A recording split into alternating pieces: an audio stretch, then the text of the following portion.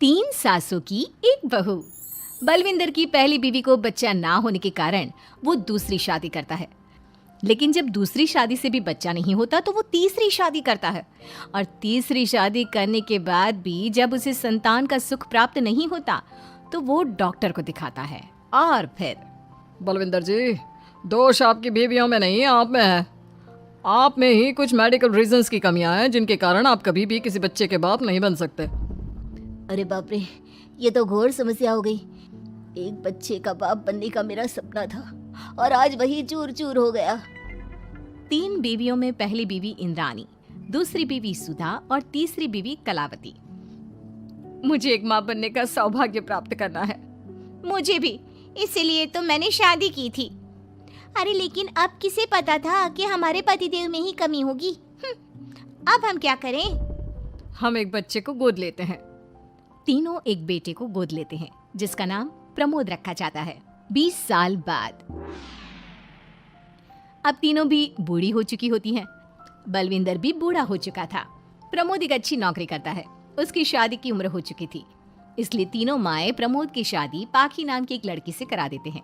शादी के बाद बहू पाखी की पहली रसोई की रस्म की बारी आती है। मेरी प्रिय तीन सासू माओ, आज मेरी पहली रसोई है। बताइए क्या बनाऊं? क्या पसंद है आप तीनों को? बहू तू ना कढ़ाई पनीर, सूजी का हलवा और पुदीने की चटनी बना दे। अरे नहीं नहीं, ये क्या पसंद है? अरे पाखी बहू, तू छोले भटूरे, सरसों दा साग और मक्के दी रोटी बना और पंजाबी लस्सी भी बना दे। ओफो, सच में मेरी सौतनो, खाने के मामले में तुम्हारा टेस्ट और चॉइस दोनों भी बकवास है। बहू, नॉर्मल सिंपल सात्विक भोजन बना दो और हलवा पूड़ी खीर का भोग चढ़ा दो भगवान को मंदिर में। अरे कैसे तुम दोनों अपनी मनमानी कर रही हो? मैं तुम दोनों से पहले आई थी बलविंदर जी के जीवन में, और तुम दोनों से उम्र में भी मैं बड़ी हूँ। इसका मतलब मैं पाखी बहू की बड़ी सास हुई? नहीं, उम्र बस एक अंक होती है। मैंने सबसे ज्यादा देखभाल की है प्रमोद की, इसलिए मैं एक सास होने का ज्यादा हक रखती हूँ। पाखी बहू, तुझे मेरी बात माननी होगी। नहीं, तू मेरी बात मानेगी। जो मैंने कहा है वही तू करेगी। नहीं, मेरी बात मानेगी वो। नहीं मेरी। तीनों सास आपस में चिल्लाने लगती है और फिर वहाँ पर बलविंदर और प्रमोद आ जाते हैं। अरे ये क्या बिल्लियों की तरह लड़ रही हो तुम तीनों सास? पाखी बहू को घर में आए पूरे 24 घंटे भी नहीं बीते हैं। बाकी तुम एक काम करो, तीनों माओं की कही गई डिशेस में से हर एक की 50-50% डिशेस बना दो।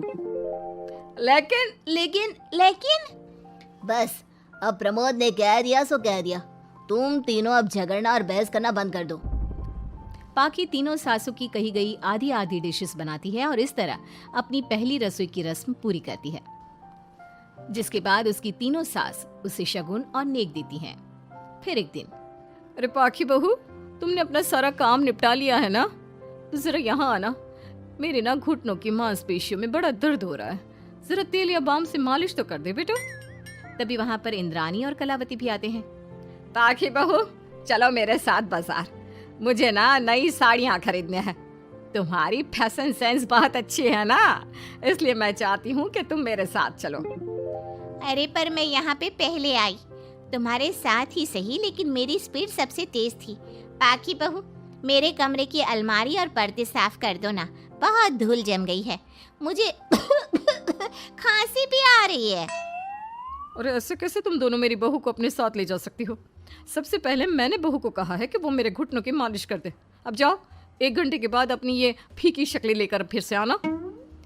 सुधा मैडम, ज्यादा ना बोलो। पाखी बहू को तुम दोनों से ज्यादा नेक दिया है मैंने, इसलिए पाखी बहू तो मेरा ही काम करेगी। और वैसे भी ये सुशील सर्वगुण संपन्न बहू अपनी इस बेचारी बूढ़ी सास को खांसते हुए कैसे देख सकती है? क्यों पाखी बहू? हाँ, पर नहीं पाखी बहू, तुम इन दोनों की भावनाओं के जाल में मत फंसो। और रही बात शगुन और नेक की, तो रिश्तों को प्यार के भाव से तोला जाता है, ना कि पैसों के भाव से। मतलब ही कहीं के। ओ इंद्राणी, ज्यादा मत उछलो, पता है कौन कितना मतलबी है। उफो, अब फिर से आप तीनों मत शुरू होइए। मैं आप तीनों की काम करूंगी, लेकिन बारी बारी। सबसे पहले सुधा सासू माँ का, फिर कलावती सासू माँ और फिर इंद्राणी सासू माँ का। इसके बाद तीनों सासों में फिर से लड़ाई और कहासुनी छिड़ जाती है। फिर एक दिन जब पाखी घर का किराने का सामान लेने बाहर निकल रही होती है कि तभी बहू, मुझे ना मेरा पुराना संदूक नहीं मिल रहा, तू आकर ढूंढ देगी क्या? अब ठीक है इंद्रानी सासू माँ। पाखी इंद्रानी के कमरे में जा ही रही होती है कि तभी उसे सुधा रोक लेती है, हाथ में खूबसूरत साड़ी लिए। पाखी बहू, ये मेरे ना साड़ी पर पिछली बार अचार गिर गया था, इसे प्लीज अच्छे से धो देना। वो कल शाम को विमला जी के बेटे की शादी में जाना है ना, एक ही बार पहनी है ये साड़ी मैंने, अभी धो देगी तो कल तक अच्छे से सूख जाएगी और कड़क इस्त्री करके मैं तेरा परफ्यूम मार कर शादी में जाऊंगी। हाँ लेकिन सुधा सासू माँ, उतने में कलावती भी वहाँ पर एक कढ़ाई लेकर आ जाती है। पाखी बहू, ये मैंने कल रात को मेहंदी भिगोई थी लोहे की कढ़ाई में, मेरे बालों में लगा देना बिटिया, तू तो मेरी प्यारी बहू है ना? इंद्रानी वहाँ आ जाती है और तीनों सास फिर से एक दूसरे को गुस्सेल आंखों से देखती है और फिर से आपस में लड़ना शुरू कर देती है। तुम अपने आप को समझती क्या हो? खरीद लिया है क्या मेरी बहू को? ये मेरी बहू है। तो मेरी पड़ोसन है क्या? ये मेरी भी बहू है और मेरा भी इस पर उतना ही हक है जितना कि तुम्हारा। तुमने खरीद नहीं लिया है ना, तो ये मेरी है, सिर्फ मेरी इकलौती बहू मेरी पाखी, मेरा ही काम करेगी। क्यों पाखी? नहीं नहीं, ये मेरा काम करेगी। पहले मैंने आवाज लगाई थी। तुम दोनों तो ऐसी बहू पाने के लायक भी नहीं हो। हट जाओ तुम दोनों और खुले मैदान में जाकर एक दूसरे से लड़ो और नोचो एक दूसरे को। लेकिन पाखी बहू तो सिर्फ मेरी ही सुनेगी और मेरे ही आदेशों का पालन भी करेगी। तीनों सासों के बढ़ते झगड़े को देख पाखी अपना आपा खो देती है और जोर से चिल्ला पड़ती है, बस बहुत हुई आप तीनों की तू मैं। अरे रोज ना ड्रामा लगाती रहती हो, 50 साल की बूढ़ी औरतें हो गई हो, फिर भी बच्चों की तरह लड़ती रहती हो। अब बस बहुत हुआ। अब तो मैं आप तीनों में से किसी की भी बात नहीं सुनूंगी और मैं जा रही हूँ ये घर छोड़ के। अब मुझ में और सहन शक्ति नहीं बची, मैं चली। अब लड़ो झगड़ो, एक दूसरे को मारो पीटो नोचो, जो करना है करो। पाखी अपना सूटकेस लेकर घर से बाहर निकलने लगती है। तभी तीनों सास बेहद घबरा जाती हैं और भावुक होकर पाखी से विनती करने लगती है, पाखी बहू, बहू हमें छोड़कर मत जाओ ऐसे। अरे हम तुम्हारे बिना मर जाएंगे। इतने कम समय में ही तुम हम सबकी जीने की वजह बन चुकी हो। माफ कर दो हमें बेटा। हाँ पाखी बहू, हम आइंदा से कभी नहीं लड़ेंगे और हंसी खुशी मिलकर बात करते रहेंगे, वादा करते हैं। हाँ बहू, लेकिन तू मत जा प्लीज, ये घर तेरे बिना सुना सुना हो जाएगा। हम तीनों सासों की एक ही तो बहू है, लेकिन हम अपनी एक बहू को बेटी की तरह प्यार देंगे, उसके साथ सहेलियों की तरह रहेंगे। लड़ाई झगड़ा सब कुछ छोड़ देंगे बेटा, लेकिन तू छोड़ के मत जा।